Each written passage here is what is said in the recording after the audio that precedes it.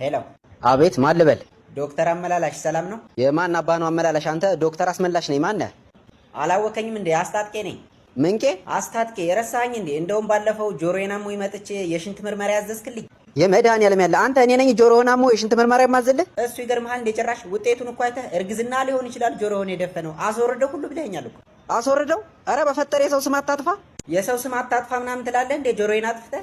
ጆሮ ምን ሆነ ሰውዬ? ይኸው እየሰማኸኝ አይደል እንዴ? እና ዛሬ እኮ ሰኞ ነው፣ ቅዳሜና እሑድ ነው የሚዘጋው። የአንተ ጆሮ የመንግስት መስሪያ ቤት ነው እንዴ? ቅዳሜና እሑድ ብቻ የሚዘጋው? ልትከራከሬ ነው እንዴ? ጭራሽ እኔን የማውቀው በሽታዬን አንተ።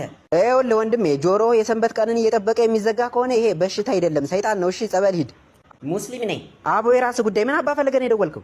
ተሳደባለህ እንዴ? ጭራሽ ቆይ የጆሮ ነው የበረሮ መድኃኒት ነው የሰጠኝ። ጆሮ እንደፈነው እያልኩ እኮ ነው። አንተ ሰውዬ አይምሮህም ነው እንዴ የተደፈነው? አይገባህም? ሰው ተሳስተሃል። ወይኔ አስታጥቄ። ቆይ አንተ ሰውዬ ቅመህ ነው እንዲያከምከኝ? ምንድን ነው የምቀመው? ስኳር ልበልህ? አንተ በና እንደዚህ ኩር ትሰራኛለህ? ቆይ ምን የርቀት ነው እንዴ የተማርከው? እኔ አሁን ወሬ አልፈልግም፣ ተጎድቻለሁ። ካሳ ነው የምፈልገው። ካሳ ያስፈልገኛል። ኧረ ተው እና ምን ችግር አለው? ስልኩን ልስጥህ። የማንን? የካሳን ነዋ። ኧረ ሙድ መያዝ ነግሬሃለሁ። ከዚህ በኋላ በዚህ ስልክ ብትደውል መለቶል ምን ሆናለሁ? ያው አላነሳም ልልህ ነው።